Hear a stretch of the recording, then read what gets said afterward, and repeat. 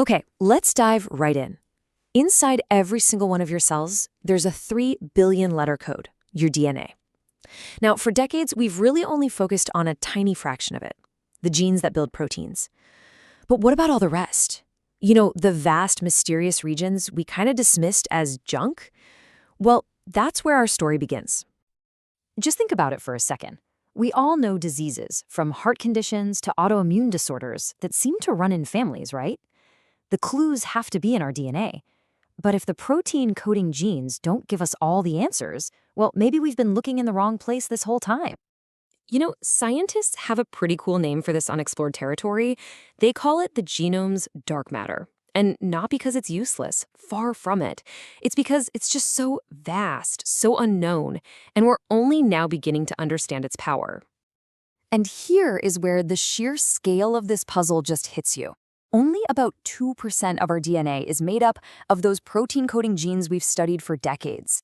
The other 98% is this non-coding region. And it's within this massive, uncharted territory that a lot of researchers believe the answers to our most stubborn genetic diseases are hiding. This leads us to this huge puzzle in genetics called missing heritability. Basically, we can see that a disease is passed down through generations, but when we scan that tiny 2% of coding DNA, we can't find the genetic cause. The math just doesn't add up. It strongly suggests the real culprits are lurking somewhere in that 98% of so-called junk DNA. So how in the world do you even begin to solve a mystery this big? Well, scientists launched what is basically one of the most ambitious genetic detective stories ever attempted, using some incredibly high-tech tools. The investigation starts with a massive data set from the UK Biobank. And researchers didn't just look at a few genes, no. They sequenced the entire genome of over 166,000 people. This gave them an unbelievably detailed map to go hunting for clues. And their approach was super meticulous. They took the complete DNA sequence from every single person and then cross-referenced it with 42 different health measurements related to their blood. We're talking things like red blood cell counts, cholesterol levels, you name it. So their method was basically a 4-step hunt. First, you gather all that DNA data. Next, they had to zoom way in on that huge non-coding region, looking specifically for extremely rare genetic typos, variants that show up in less than 1% of people. Then, the really tricky part, try to figure out which genes these typos might be influencing. And finally, the crucial test, see if people with the same rare typo also shared one of those 42 specific blood traits. And you know what? At first, the results that came back were just staggering. It really looked like they had hit the genetic jackpot. The hunt was a huge success. They found 911 potential links between a rare, non-coding variant and a blood trait.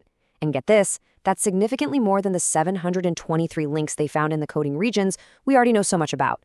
It really seemed like the dark matter was finally giving up its secrets. And this right here, this is what that breakthrough looked like. It's called a Manhattan plot because the spikes of data kind of look like a city's skyline, right? Each one of those spikes represents a real, statistically significant link, a potential clue. The genome was lighting up like a switchboard.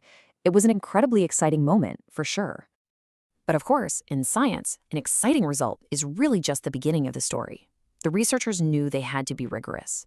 They had to ask that tough question, were these signals for real or was something else going on here? And that's when the story takes a really sharp turn. Because when they looked closer, they found that the genome has this peculiar habit of creating echoes. And most of what they had found wasn't a new voice at all, but just a reflection of something they already knew. Okay, this is basically the climax of our whole story. On the left, you see that original plot, just full of all those promising signals. But on the right, that's what happened after the researchers ran a crucial check.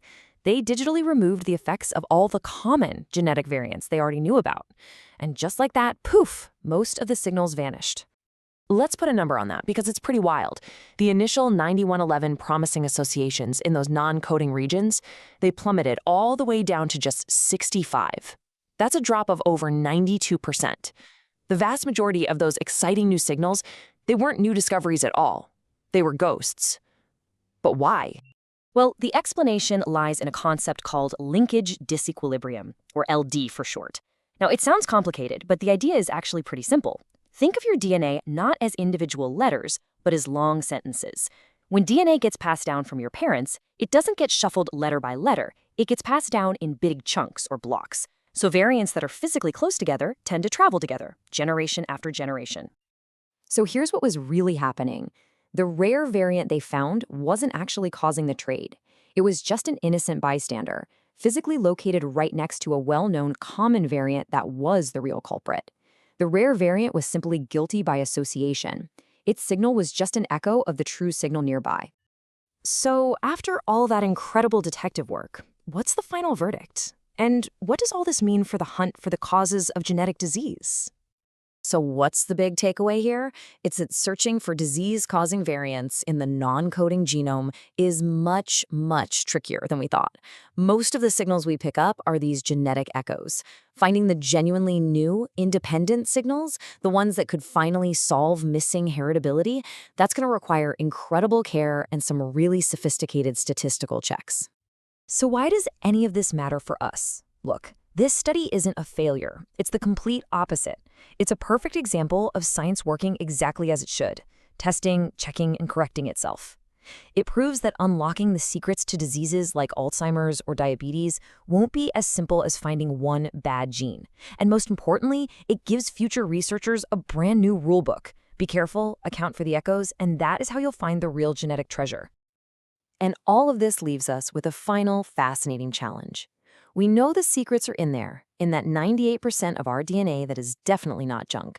The big question now is, how do we build the right tools, develop the right methods to tune out all the noise, filter out all those echoes, and finally hear the true, faint signals that could lead to the next generation of medicine?